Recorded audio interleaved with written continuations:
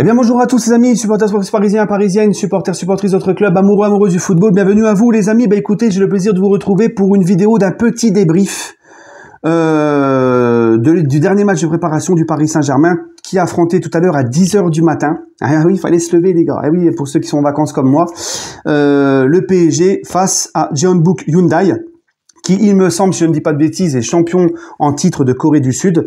Dernier match de préparation du Paris Saint-Germain. Et le PSG s'est imposé 3-0. Donc, je vais faire ce petit débrief-là. Et ensuite, j'aurai un message très important à la fin de la vidéo concernant Steve, supporter of Marseille. Alors, c'est pas un truc de clash, c'est pas un drama ou quoi que ce soit. Non, non, vous inquiétez pas. Je vais lui proposer quelque chose et voilà. Donc, restez bien au bout de la vidéo, les amis, c'est important. Maintenant, pour commencer par ce match, cette victoire 3-0 du Paris Saint-Germain. On restait sur 2 défaites consécutives en match de préparation. Écoutez, je suis très content de cette victoire. Très content parce que on restait sur 2 défaites de suite. Et à l'image de ce que j'ai vu face à l'Inter il y a 48 heures, c'est pour ça que aujourd'hui, le match, la composition était complètement remaniée parce qu'on a joué il y a 48 heures contre l'Inter. Et face à l'Inter, j'avais déjà dit, rappelez-vous, j'avais constaté qu'il y avait eu quand même pas mal de changements dans le jeu, dans l'attitude. On commençait à voir la patte de Luis Enrique. J'avais été agréablement surpris malgré la défaite. On avait quand même très bien posé le jeu. On avait construit des belles actions, fait des bons circuits de balles. Il y avait du mouvement quand ça jouait. Il y avait de l'impact, il y avait de l'envie. On allait presser. On a quand même donné du fil à retordre à cette équipe de l'Inter jusqu'à ces changements de Luis Enrique. Parce que dans un match amical, t'es obligé de faire des changements, t'es obligé de faire tourner. Ça a déréglé un petit peu la défense, tout ça, notamment l'entrée de Kurzawa à gauche, où les 2 buts sont pour sa pomme sur son couloir. Mais sinon, dans l'ensemble, j'avais été vraiment très content de l'attitude des joueurs et du jeu proposé face à l'Inter. Et ben là, aujourd'hui, dans la même continuité, et pourtant, il y avait beaucoup de changements. On avait une défense latéral droit Bernat, à gauche le petit Sheriff Naga, Kurzawa en défense centrale. On avait Ethan Mbappé au milieu de terrain, et on le voit, le petit Ethan, je suis désolé, mais ça n'a pas le niveau du PSG.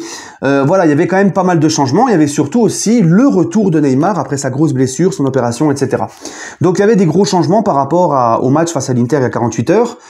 Mais on a quand même vu des joueurs qui, malgré ça, se sont aussi bien donnés, ont voulu presser haut, ont été au duel, ont mis de l'envie, et puis surtout que s'imposait 3-0, puis un petit clean sheet. Donc ça fait plaisir. On se rassure avant la reprise du championnat. C'est toujours mieux de commencer le championnat dans une semaine, dans 9 jours, là, le samedi de la semaine prochaine. C'est toujours mieux de commencer avec une dernière victoire en match de prépa qu'une défaite, on est bien d'accord. Bon.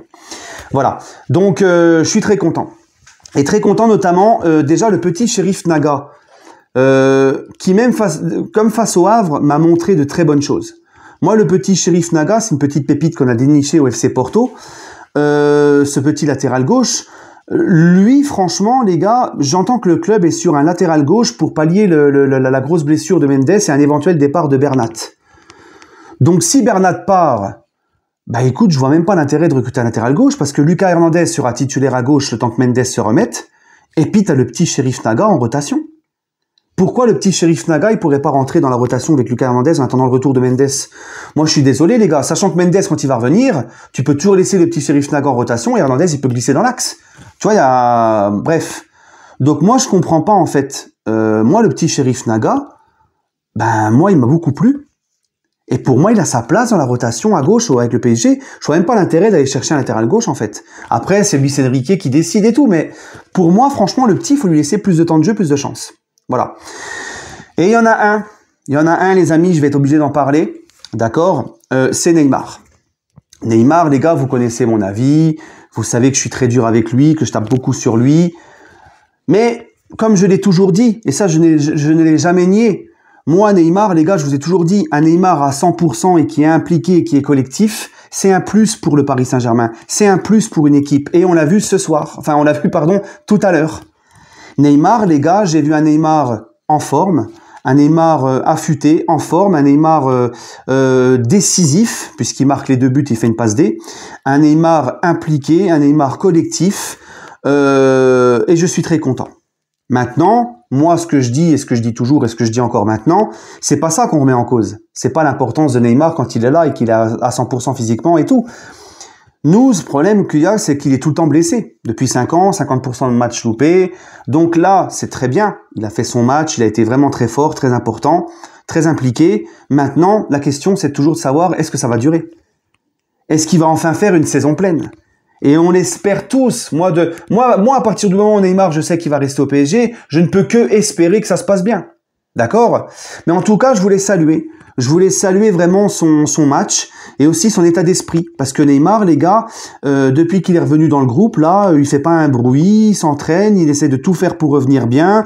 Il a passé les autres matchs amicaux en tournée du Japon, alors que tout le monde le réclamait dans le public. Il a passé tous ses matchs sur le banc à regarder ses coéquipiers. Il n'a pas eu un saut d'humeur, il n'a pas eu une story où il a laissé entendre qu'il n'était pas content. Tu vois, il a rien dit. Tu vois, il aurait pu jouer un petit quart d'heure contre l'Inter ou quoi. Il a rien dit, il a pris sur lui, il a accepté la décision du Enrique. Voilà. Et en plus de ça, il a pris le petit Lee Kang-in sous son aile, tu vois, pour bien l'intégrer et tout, il est proche de lui. Non, franchement, l'état d'esprit de Neymar, là, en ce moment, j'ai rien à dire et je suis très content. Parce qu'un Neymar comme ça, encore une fois, c'est un plus pour une équipe.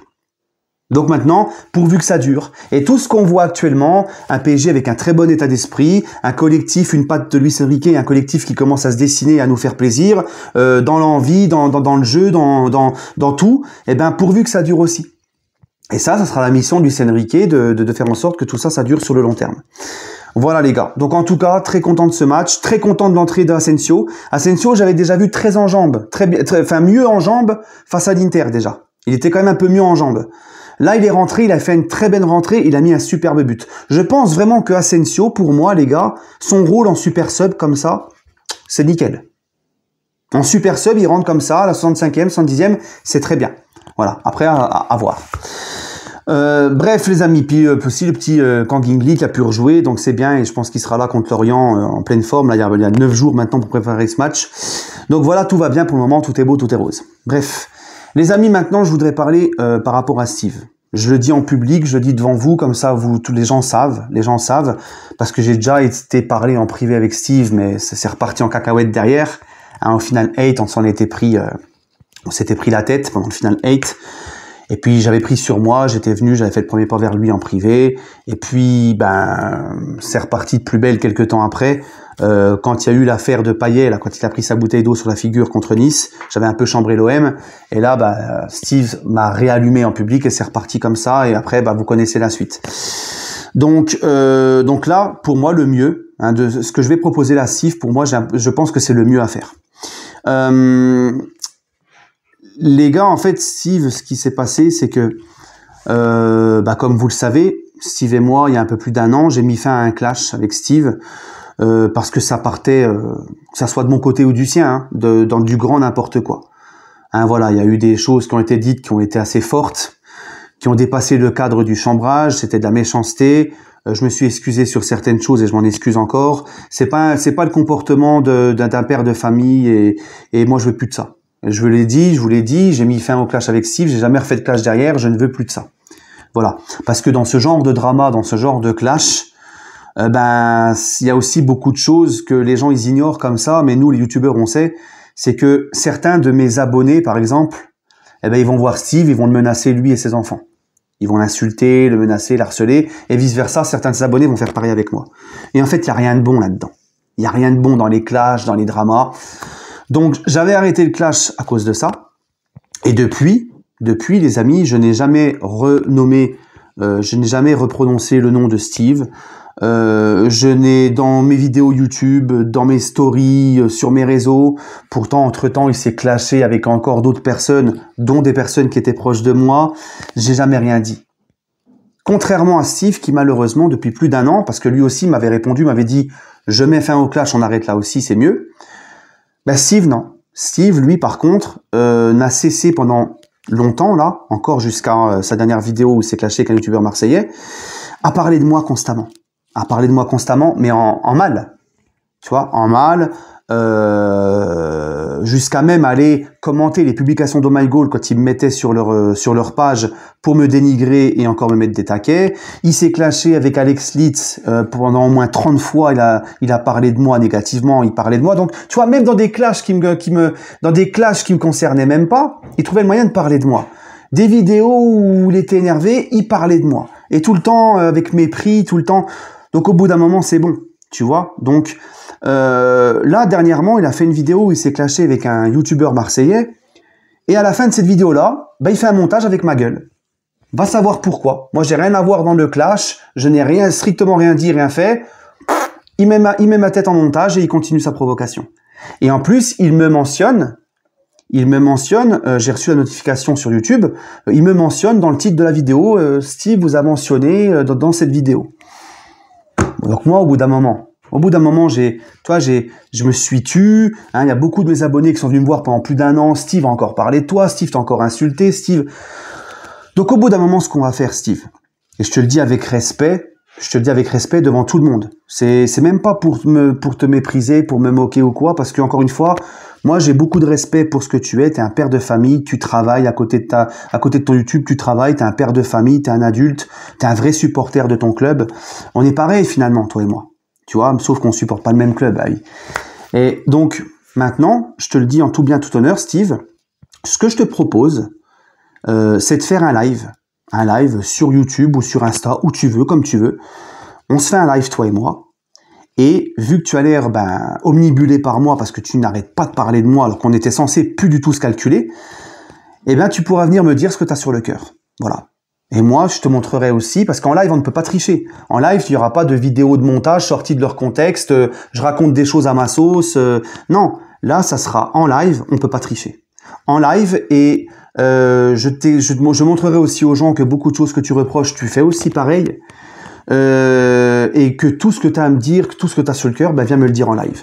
Devant tout le monde, devant nos abonnés, et tout dans le respect. Mes abonnés devront respecter, et tes abonnés devront respecter. Pas d'insultes, rien, pas d'animosité.